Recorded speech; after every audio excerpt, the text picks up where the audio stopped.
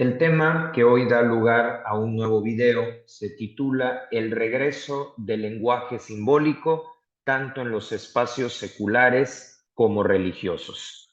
Y lo que me hizo llegar a este nuevo contenido que presentamos como parte del canal fue la lectura de un libro que me llegó hoy en la tarde, que por cierto le recomiendo mucho porque toca, desarrolla muchos temas que son de interés tanto para ustedes como para mí y que se titula, ya nada más con el título se pueden dar cuenta de por qué lo valoro tanto, Filosofía y Teología en Santo Tomás de Aquino. Es una obra que fue escrita por el doctor Mauricio Berchot, a quien, dicho sea de paso, tuve el gusto de conocer a principios de este año, de 2022, en el convento de los dominicos de Cuapa, en Tlalpan, Ciudad de México. Y digo convento y dominicos porque el doctor Mauricio Berchot, además de ser una referencia en el ámbito universitario y de la investigación filosófica, es también sacerdote y miembro de la Orden de Predicadores, lo que le da un perfil muy interesante, muy completo y muy necesario, sobre todo para las nuevas generaciones que venimos llegando a estos temas. Pues el caso es que me encontraba leyendo su libro y al llegar a la página 46, precisamente en la conclusión que cerró uno de sus capítulos, porque tiene esta metodología que lo hace todo muy fácil y muy claro, abordó un tema que yo ya empezaba a notar en mi propia generación y en las que han venido después de la mía, la necesidad de retomar el valor de los símbolos, de esos gráficos que pueden expresar y que de hecho expresan el pensamiento. Un lenguaje que yo ubico históricamente pasó a un tercer o hasta un cuarto plano entre los años 60 y los años 80 y que nos dejaron a las nuevas generaciones un poco vacíos del valor de podernos identificar no solo con un signo, sino con un conjunto de estos que da lugar al símbolo, o sea, el poder de un gráfico para comunicar una idea. Y todo esto, pues lo sentí confirmado, digo, esto es una interpretación totalmente mía, pero lo sentí confirmado cuando, leyendo este libro, llegué a un punto que en cierta forma avala lo que estoy diciendo del regreso del lenguaje simbólico y que les comparto un fragmento.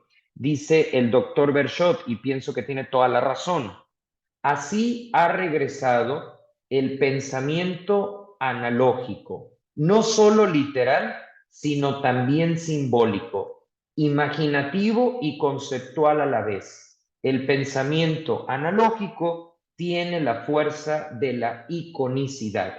No solamente argumenta, sino que produce además la intelección o intuición y habla de que al ser un símbolo, una imagen y no solo un concepto, pues va a tener dos caras esa simbolicidad. La del icono, que sería la recomendable, y o bien la del ídolo, que obviamente no es recomendable porque es cuando quitamos a Dios del centro y nos ponemos nosotros o bien alguna figura del ámbito político, económico, cultural, lo que se quiera, poner a algo o a alguien que obviamente no tiene esa capacidad de ser el centro. Pues con este preámbulo voy desarrollando el por qué vamos a estar hablando del regreso del lenguaje simbólico, de estos gráficos, de estos elementos con los que las generaciones actuales nos estamos identificando y que algunas dentro de la filosofía descartaron por verlas demasiado cargadas, demasiado elaboradas, incluso ostentosas. Pero vamos a ver que detrás de esa ostentación pues realmente hubo una confusión entre simplificar y eliminar. Con esto podemos entrar ahora a lo que será, o a lo que de hecho es nuestro índice. Primero vamos a plantear el concepto de símbolo para definir la importancia que éste tiene y que ha tenido a lo largo de la historia, no solo en el campo filosófico, sino prácticamente en toda la actividad humana, en toda la actividad científica.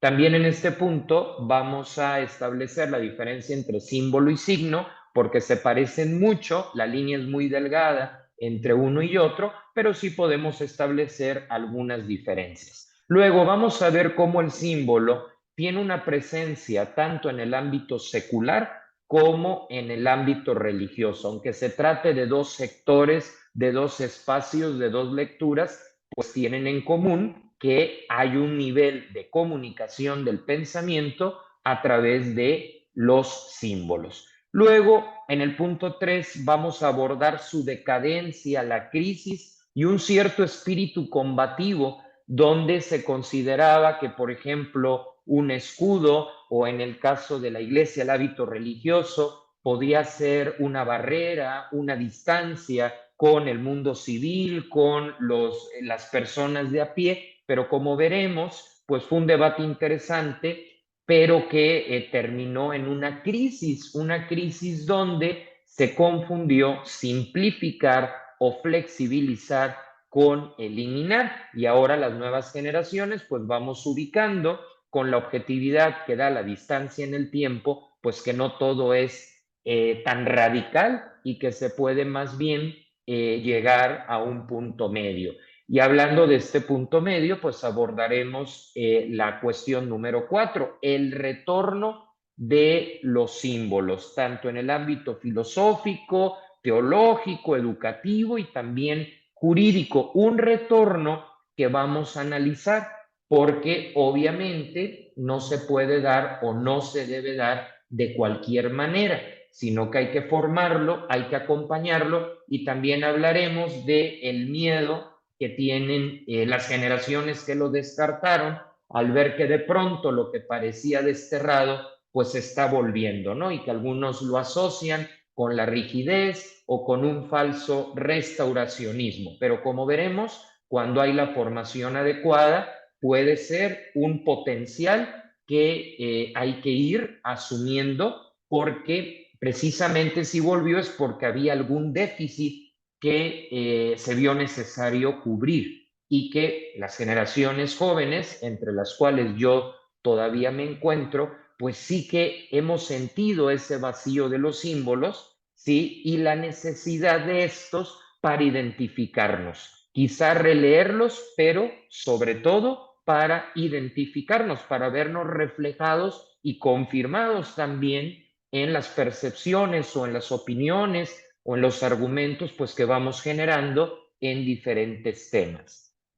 Comenzamos entonces con el concepto de símbolo y tenemos sobre la mesa que el diccionario de la lengua española nos dice que un símbolo es un elemento u objeto material que por convención o asociación se considera representativo de una entidad, de una idea, de una cierta condición, etcétera. Como pudiera ser por ejemplo, las imágenes que aparecen en pantalla, que son dos focos, son dos bombillas y se pueden tomar como un símbolo que por asociación nos lleve a pensar en una compañía proveedora de electricidad o que también nos puede llevar a pensar en que tenemos una idea, porque en la publicidad aparece ese eslogan de se encendió el foco, se encendió la bombilla, cuando se te ocurre algo, cuando al artista le llega alguna inspiración.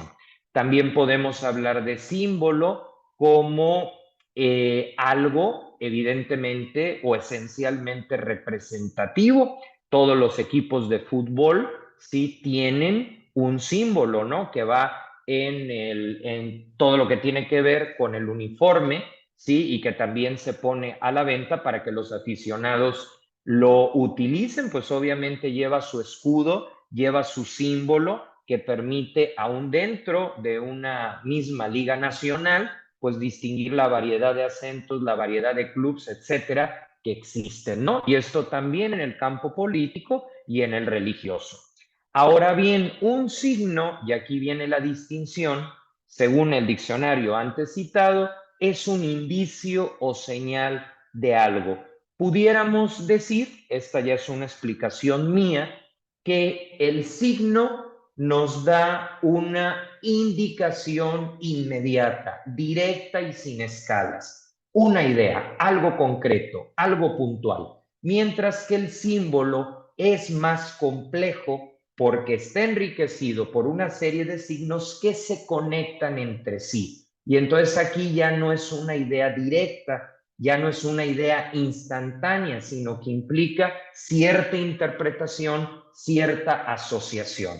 Podríamos decir entonces que el signo es un indicio, un principio, algo que se indica en concreto, en singular, mientras que el símbolo es una realidad con más elementos, una realidad que desde lo plural comunica una idea, una condición, una entidad. O sea, directo y complejo. Sería la diferencia entre uno y otro.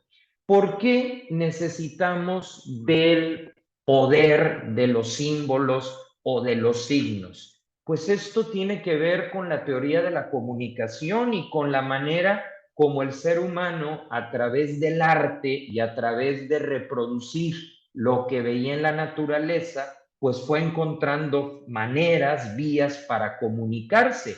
Por ejemplo, pensemos en el arte rupestre. Era un tipo de comunicación, era una expresión de lo que cotidianamente vivían y que quisieron inmortalizar. También podemos acudir a la Edad Media, cuando los libros, al estar en latín principalmente, pues no daban acceso al público en general, y entonces para transmitir la historia de la ciudad-estado o de la religión se utilizaban símbolos en los vitrales, en las vidrieras, para que contraluz, pues las personas, la comunidad, fueran asociando a ese símbolo representa que dio su vida por mí. Ese símbolo significa María, que normalmente se le ha asociado con la estrella.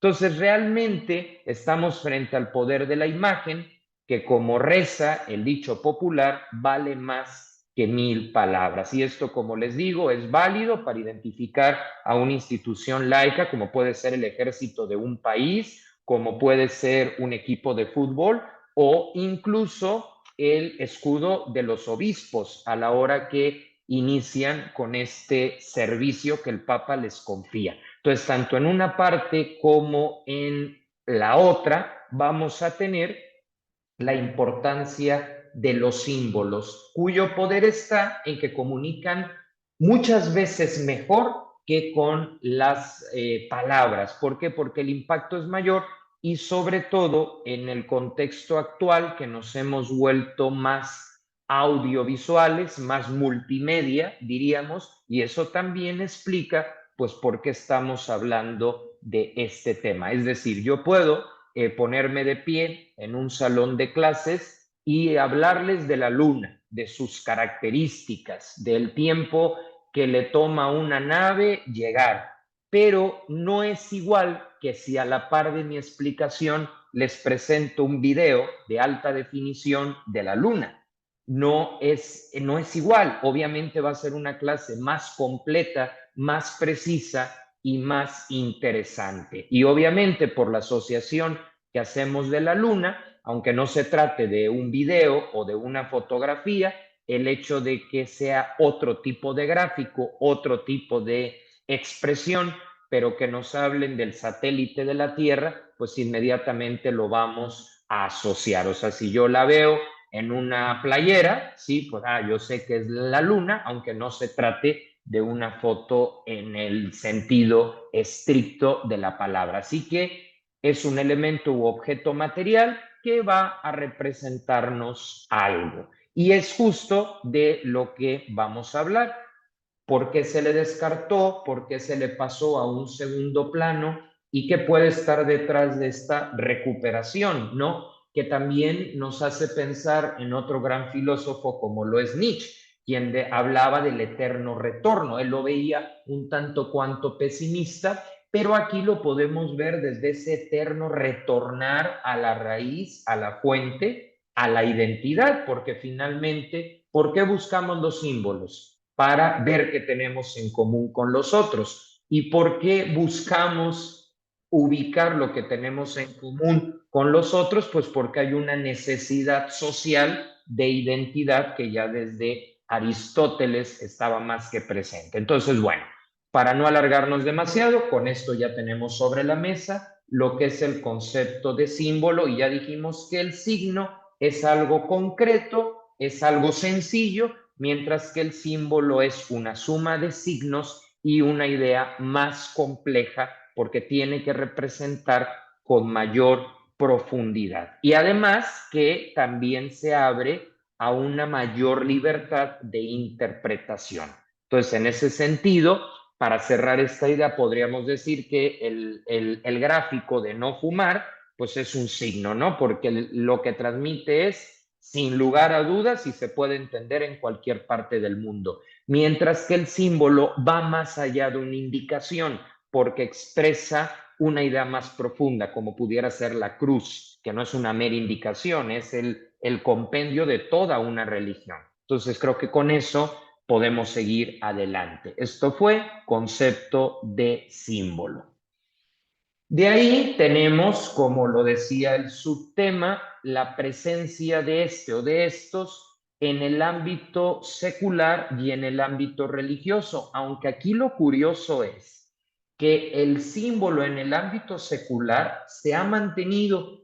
Fue en el ámbito religioso donde entre los 60s y los 80s se dio todo un debate entre la simplificación y en algunos casos la eliminación, no de la cruz, por supuesto, pero sí, por ejemplo, de los escudos de las congregaciones, de los obispos y, por supuesto, el tema del famoso hábito religioso, que siempre pues es una cuestión acalorada, pero que hay que ver con toda tranquilidad y en su justo medio. Bien, la presencia secular. Los símbolos seculares son los que no tienen relación con la religión. Digo, en principio los podemos definir así. Por ejemplo, el escudo nacional de algunos países, ¿sí? O de algún país.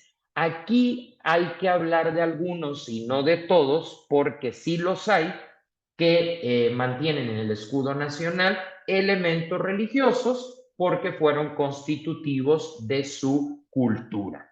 Dentro de lo anterior podemos también encontrar la simbología propia de instituciones públicas, como puede ser el ejército o la marina.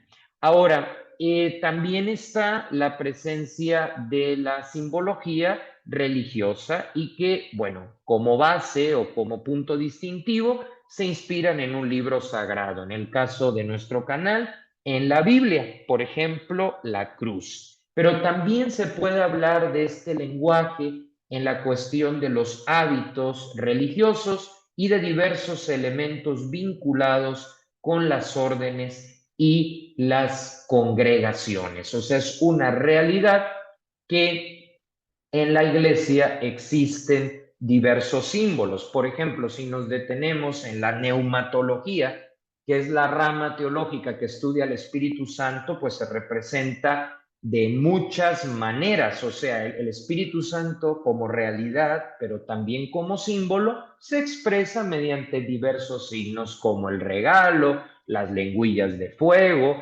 la paloma blanca, el aceite, etcétera, etcétera. Entonces, realmente, pues el ser humano lleva los signos y los símbolos incluidos en su cultura, en su religión, pero también en el ámbito jurídico, constitucional y político, que es lo que tenemos a la vista. Entonces, ese símbolo es elemento constitutivo y elemento de comunicación. ¿Por qué? Porque genera identificación de las masas.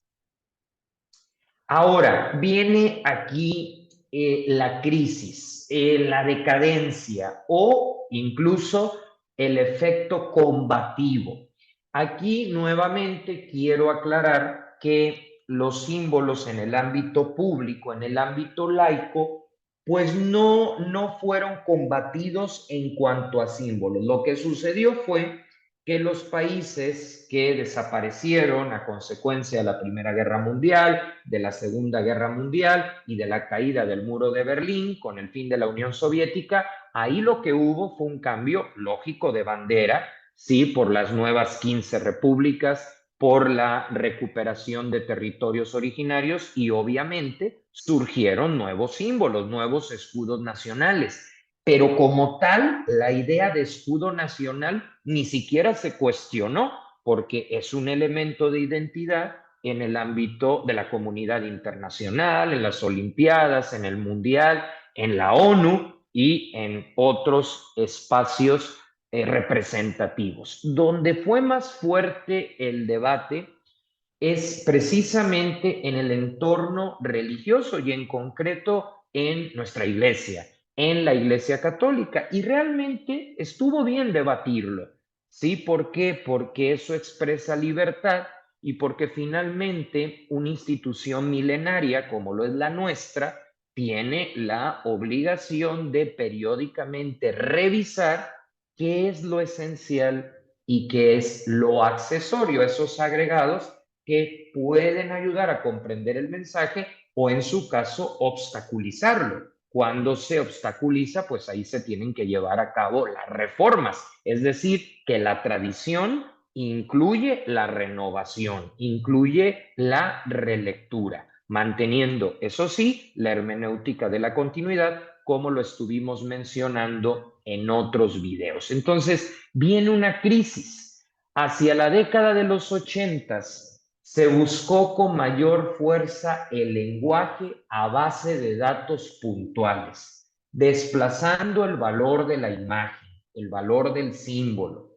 Se dio un enfoque cuantitativo y cualitativo, predominando el uso de signos, o sea, los signos no fueron tan golpeados, pero ya el símbolo en su complejidad pasó a un tercer plano. Y en la iglesia se dio luego del Concilio Vaticano II. Nuevamente, quiero aclarar, el problema no fue el concilio. El Concilio Vaticano II es un aporte totalmente positivo y era del todo necesario que la iglesia lo convocara.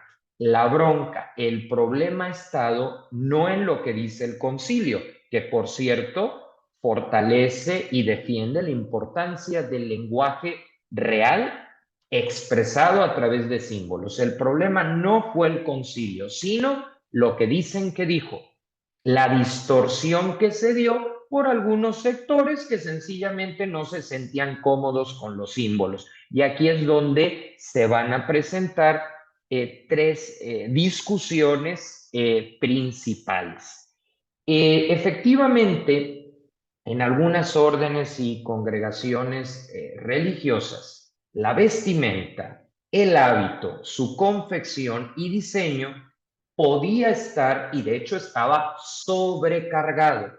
Había una saturación de símbolos y entonces el concilio, frente a esa saturación que sí se dio, no en todos los casos, pero sí en algunos, el concilio, sí, mediante decretos posteriores y las orientaciones que dieron las conferencias de los obispos de cada país, pues ayudaron a darle un sentido práctico y lo que querían era la simplificación. Sí, en algunos casos, por ejemplo, desaparecieron las capas, en otros no, porque no eran tan ostentosas. Se da toda una relectura del hábito y entonces empieza este sano debate. ¿Dónde estuvo el problema? Y eso sería como la primera situación que hay que abordar en esta crisis, que se confundió la simplificación con la eliminación, ¿sí? No quiere decir por ello que vayamos a caer en la dialéctica de si usa hábito es bueno o buena y si no lo usa es malo o mala porque no tiene nada que ver. Yo sí soy de los que cree que el hábito ayuda, pero por supuesto no determina. Y en mi opinión, repito, esto es mi opinión, el hábito 24/7 debe de ser, en el caso de las órdenes contemplativas, que por la estructura del convento ¿verdad? Lo pueden llevar, digo, con sus excepciones, si tienen que andar en el campo, subirse un tractor, pero para mí las órdenes contemplativas sí deben de llevar el hábito tradicional porque el andamiaje, el espacio de trabajo lo admite con estas excepciones. En el caso de los de vida activa, yo siempre he sido de la opinión que deberá ser de acuerdo al momento, pero eso sí, no eliminarlos, o sea, que pueda existir momentos puntuales de oración en la capilla, de retiro, dando una conferencia o en ceremonias específicas como la fiesta titular, Navidad, Pascua, donde hay que usarlo. ¿Por qué? Porque el símbolo ayuda, porque el símbolo recuerda y porque lo contrario a esto, pues tampoco ha sido la mejor solución. En algunos casos se quitó el hábito, pero se puso otro tipo de atuendo que confundía más y que incluso hasta daba una impresión, vamos a decirlo así, desalineada, ¿no? Que tampoco ayudaba a acercarse a la gente y a los cristianos de a pie, como les llamamos, ¿no? Entonces, realmente aquí el tema fue simplificar sin eliminar. En muchos casos se respetó este principio y todo salió bien. En otros casos hubo eliminación y se dieron excesos. Yo creo que ahorita estamos en un tiempo muy positivo para poder recuperar el equilibrio. Digo, finalmente esto estaría interna de las congregaciones. Yo soy laico, yo no uso hábito, pero pues ciertamente como laico esa sería mi percepción. Las y los de vida contemplativa, usarlo, sí, de forma ordinaria, y las de vida activa, tener la opción de usarlo de forma ordinaria o en momentos señalados. Yo recomiendo lo de los momentos señalados porque entiendo que al estar en colegio, al estar en hospitales, al estar en misiones, etcétera, etcétera, pues a veces sí es necesario tener pues otro tipo de atuendo sin que se elimine o se corte de tajo con esta expresión que no es el fondo de la vida religiosa, eso me queda clarísimo, que no es un elemento determinante, pero sí un recordatorio, sí, del sí que se ha dado, un recordatorio externo. Así como nosotros, pienso yo que soy abogado, necesito poner una especie de nota en el corcho de mis pendientes, algo que me recuerde perfectamente los expedientes para que no se me vaya ninguno, pues así también el hábito es un recordatorio.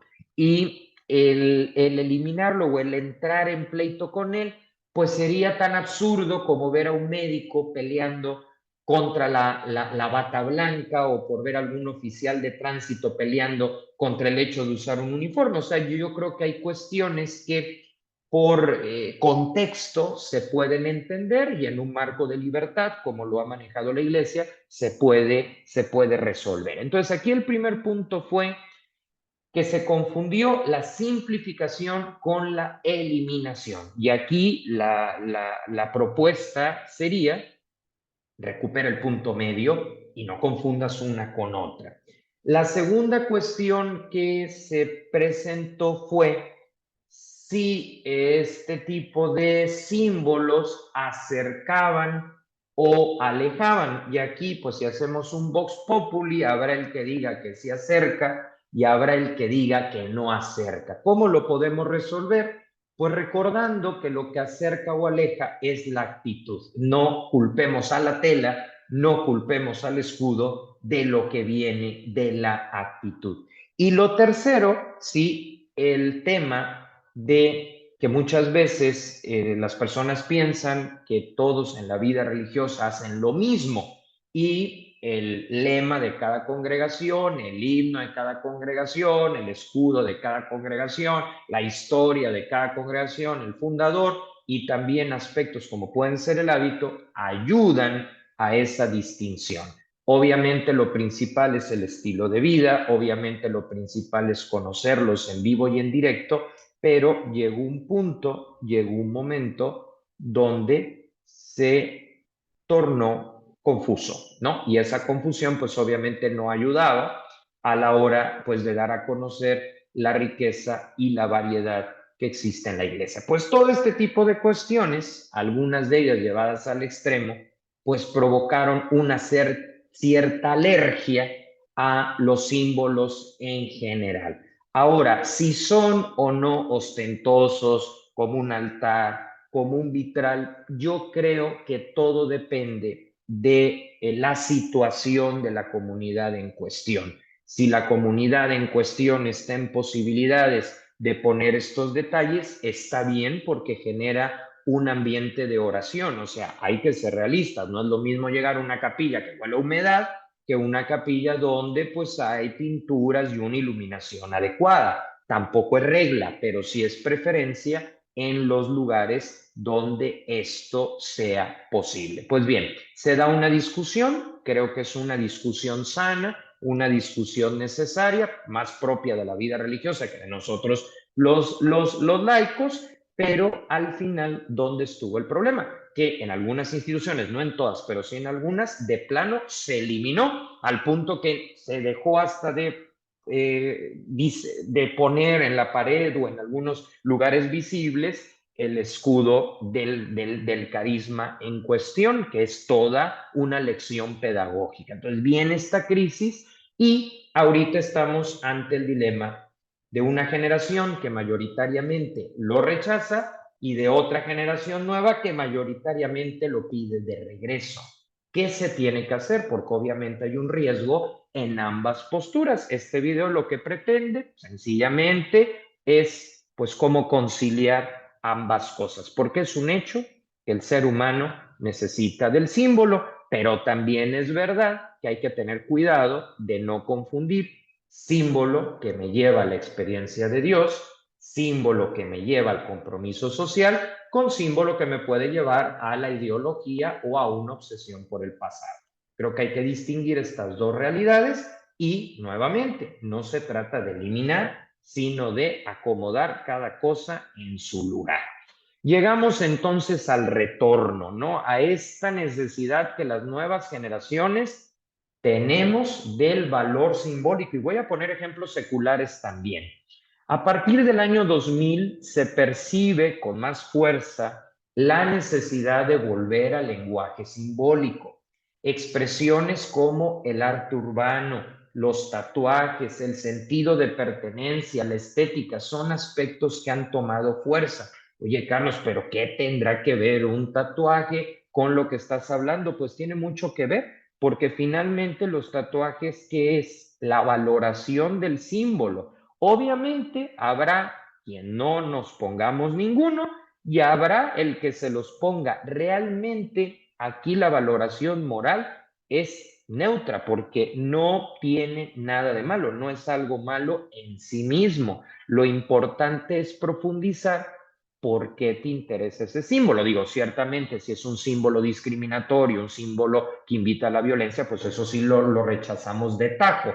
Pero yo hablo de simbología sana, ¿sí? Importante, y que en el fondo, ¿qué refleja? Pues que hay una búsqueda de sentido, que hay una revaloración del arte, que hay una revaloración del sentido de pertenencia. Repito, yo no tengo ninguno, pero eso no quita ni me da derecho a decir que ahora el símbolo no vale, que hay que descartarlo y que mejor nos quedamos en una ausencia total de este, porque está en la cultura, está en el ambiente, ¿sí? Y además tenemos casos en la historia de la iglesia, casos que obviamente no nos toca reproducir a nosotros, porque fueron experiencias personales, puntuales, que ya se dieron de hombres y mujeres que, por ejemplo, se grabaron en su pecho, en su piel, el monograma de Jesús, no para que lo hagamos nosotros ya no tenemos que hacerlo, porque eso fue parte de otra época, pero que tiene todo un simbolismo y que también expresa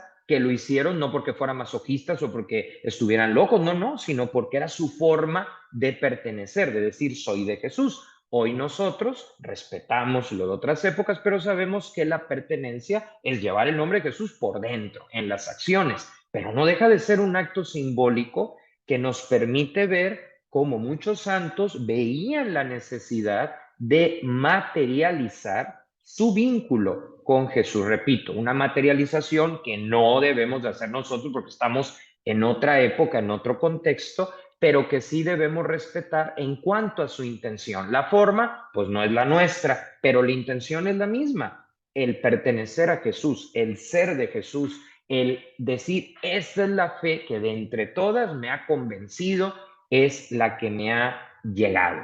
Y ahora entramos al meollo del asunto, en esta vuelta del lenguaje simbólico. Entre los jóvenes en general, pues ya estamos hablando de arte urbano, contemporáneo, tatuajes, etcétera. Entre los jóvenes católicos hay un redescubrimiento de los símbolos en la liturgia, en la arquitectura, en los ornamentos, aspectos que hay que saber formar y acompañar para que no pierdan su significado. Aquí pues obviamente hay que tocar el tema al grano. Algunos promotores vocacionales, cuando les llega un joven que les pregunta por el hábito, pues ya se empiezan a asustar y se empiezan a desanimar, pues porque tienen miedo a que entren más por el hábito que por la relación con Jesús.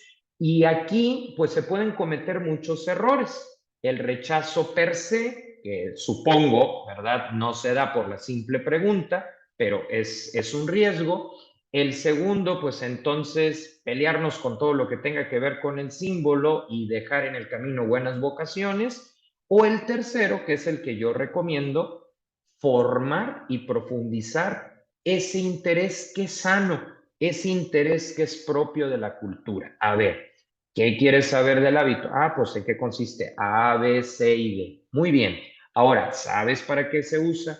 ¿Sabes cuál fue su contexto? ¿Sabes qué significa hoy empezar a platicar sobre esto? Yo creo que aquí, y no solo hablando del hábito, eso ya lo aclaramos, sino en general, la arquitectura religiosa, la música sacra, todo lo que pueda simbolizar algo, debemos de saber encauzarlo, no es reprimirlo, porque además es un elemento, sí, que el propio Jesús genera una liturgia en la última cena. Entonces, no estamos para andar quitando la liturgia o para andar echando abajo los ritos que la iglesia reconoce. Lo que sí hay que hacer es lo que el Papa Benedicto XVI y lo que también el Papa Francisco nos han pedido, formar a los jóvenes en esta distinción. El valor del símbolo es para el encuentro con Dios y el encuentro con la realidad social que nos rodea, especialmente con los vulnerables. Una misa bien celebrada, tomando lo que dice el Concilio Vaticano II, debe llevar, si hay formación, al encuentro con Dios, al encuentro con uno mismo, al encuentro con los demás. Ese es el sentido del símbolo y es ahí, no es echarle al símbolo, no es pelearnos con el símbolo, porque te están llegando jóvenes que lo están valorando y que tampoco significa que tu versión de hace 30 años sea la última palabra. Ellos también tienen una palabra, entonces no te pelees con el símbolo, pero fórmalos para que ese símbolo no se vicie, para que ese símbolo no se distorsione y entonces se vuelva ideología y entonces se vuelva exageración y entonces se vuelva ostentación, que ahí sí ya nos estamos saliendo del verdadero sentido que tiene la simbología. Claro, cuando hablo de símbolos me refiero a los ornamentos, a los colores del calendario litúrgico, porque sabemos que la presencia de Jesús en su cuerpo y en su sangre no es un símbolo, es una realidad. Entonces, ahí es realidad, no es un símbolo, no es un signo, es presencia real. Pero en lo demás, que tiene que ver con la música, que tiene que ver con las vidrieras, que tiene que ver con las imágenes, los criterios son estos. ¿A qué te llevan para poder saber si los estás comprendiendo bien? Porque obviamente una persona que quiere ingresar solo por el ornamento, pero que no se preocupa por los pobres, que solo se preocupa por sí mismo, pues no puede ni debe entrar, así de claro. Pero si esa mística, sí que le despierta esta imagen, esta mística que le despierta este tipo de música, está llevando a un compromiso, pues que así sea, ¿no? Y edúcale en saber reconocer el momento, cuándo se usa, cuándo no, y por supuesto no caen en la ostentación, en las exageraciones que lamentablemente también pasan. Y es que ha habido abusos en ambos sentidos, el que se sobrecarga, ¿sí? Incluso saliéndose de la rúbrica, y el que va menos del mínimo, ¿no? Que también es relativizar ese espacio que tiene que ser fuera del ordinario, pues porque nos estamos encontrando con Dios, pero nos encontramos con Dios para contemplarlo, para reconocerlo y salir a la calle, salir a la realidad, salir a lo que se vive. Entonces, realmente estamos necesitados, y esa sería la conclusión, del símbolo. Pero aquí la clave, y con eso termino, no es absolutizar el símbolo ni eliminarlo, es sencillamente contextualizarlo. Y ahí es donde entra el acompañamiento, ahí es donde entran los espacios educativos de la iglesia, y ahí es donde entra el poder tocar este tema con libertad, porque hay algunas personas que cuando sale esta cuestión casi que se enronchan y no, este tema ya del pasado, no es pasado, porque el ser humano es un ser simbólico, es parte de nuestra identidad. Esto no apareció por un capricho de Constantino, no, esto es algo que desde el origen, es más, en la iglesia primitiva ya se utilizaba el signo del pez, que era una clave porque el cristianismo estaba prohibido, entonces era una clave codificada para saber, en esa casa se puede celebrar la misa, en esa casa se puede hablar de Jesús. Entonces, los signos han estado, los géneros literarios de la Biblia expresan también estas realidades. Entonces, tenemos un auge de los símbolos, tanto en el ámbito público como en el ámbito privado, tanto en el ámbito secular como en el ámbito religioso. Se mantiene así durante siglos, de ahí viene una cierta decadencia, un cuestionamiento que considero sano, pero que a la hora de las opciones, a la hora de la respuesta, se partió de una premisa equivocada, la eliminación en vez de la simplificación y de la contextualización. De pronto te viene una generación que sí valora los símbolos, la arquitectura, la música sacra, y qué vas a hacer con esa generación. No la vas a rechazar, la tienes que contextualizar.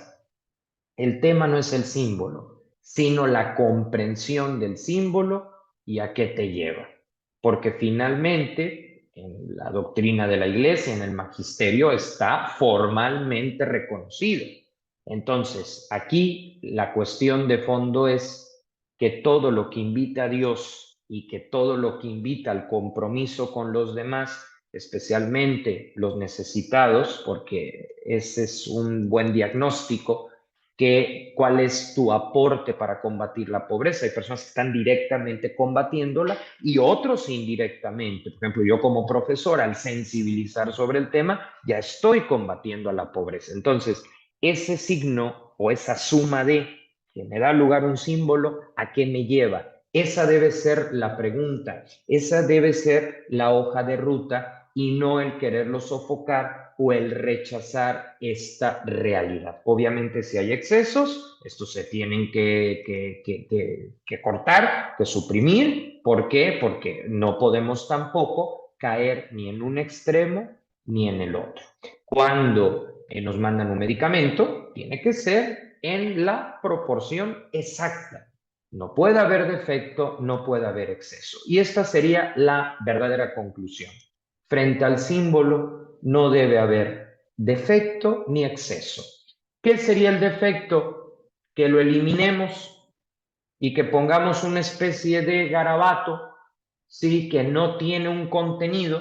Digo, no hago una crítica al arte abstracto, eso es diferente, pero también hay veces que en el fondo, como necesitamos un símbolo, pues si quitas la cruz y pones otra cosa, pues bueno, esa otra cosa tendrá su valor, pero no va a transmitir la misma idea.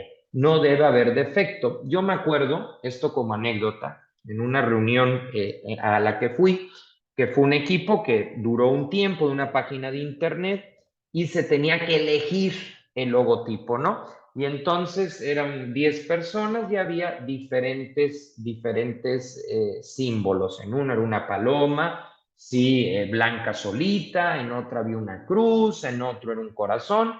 Y sí noté que en la mayoría, pues la cruz solo estaba en un diseño. Y de 10 personas, 2 votamos porque estuviera la cruz, yo fui uno de ellos, y 8 dijeron, no, que no se quede, que no sé cuánto. Bueno, pues eso es exceso. Perdón, eso es defecto, ¿sí? Es defecto porque pues no puedes quitar la cruz de Jesús. Es verdad que resucitó, le puedes poner otro elemento, pero es defecto, ¿sí? Y también ha pasado de que en algunas reuniones pues quieren exagerar el tema de la cruz, el tema del sacrificio, el tema de la sangre. Bueno, eso será exceso, ¿sí? Entonces, ni defecto ni exceso, sino el símbolo como punto medio, el símbolo tal y como lo enseña la Iglesia en los documentos del Concilio Vaticano II, que vale la pena estudiarlos porque nos van a ser de gran ayuda. Entonces, repito, no hay que caer en el defecto es que nos quedemos cortos, porque al final la falta de símbolo pues va a traer la sustitución del mismo y ese puede confundirnos más y traer un problema de secularización ad intra, hacia adentro. Pero tampoco ir al exceso, una sobredosis de símbolos, no es desde luego en lo que consiste el cristianismo y no es algo que ayude. Entonces, valorar el símbolo como lo hizo Jesús en el lavatorio de pies, valorar el símbolo cuando utilizó las parábolas, todo el enfoque simbólico que utilizaba Jesús en sus explicaciones y en sus gestos era para favorecer el encuentro con Dios y con los demás. Ese es el sentido. No la carguemos contra el símbolo porque ya está de regreso.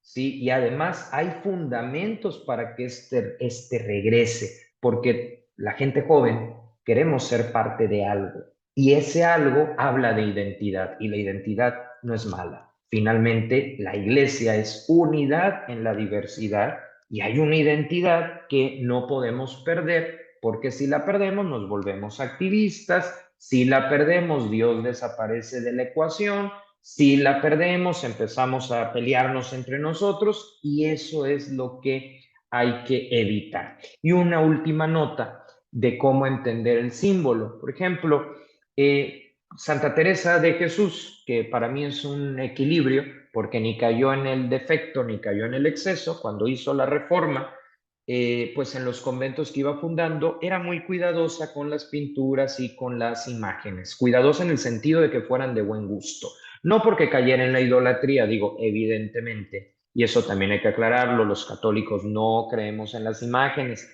es simplemente lo que nos recuerda. Te puedo contar una anécdota intermedia. Pues una vez, platicando con una persona de otra religión, me dijo, porque pues yo soy de los que le gusta hablar con las diferentes ideas, ¿no? Entonces me dijo, ¿cómo es posible que tú sigas a la Virgen de Guadalupe? Eso es idolatría, tal, tal y tal.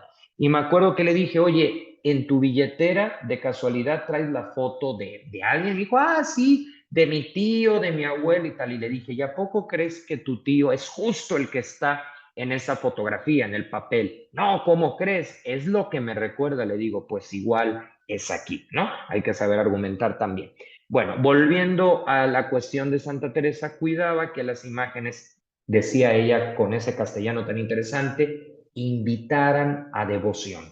Entonces, esto es verdaderamente importante. Cuidaba mucho las ermitas, que eran como para la oración individual de sus monjas, que hubiera alguna imagen que invitara a la devoción.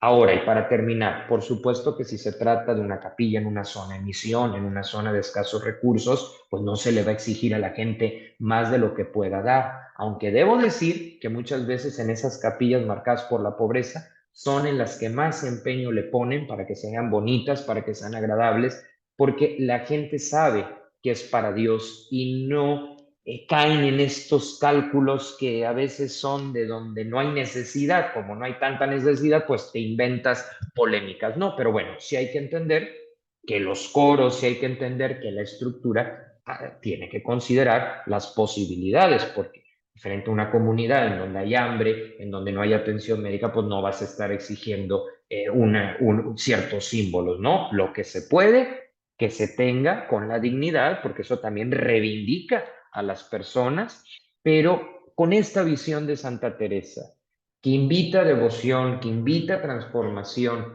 que invite realmente a que surja algo bueno y concreto de todo esto. Pues con esta reflexión, sí, el libro obviamente, ya para cerrar, pues va en la línea de la filosofía. Sin embargo, a mí me sugirió cómo comunicar la filosofía a partir de un tema teológico y filosófico que es la imagen, que es el símbolo.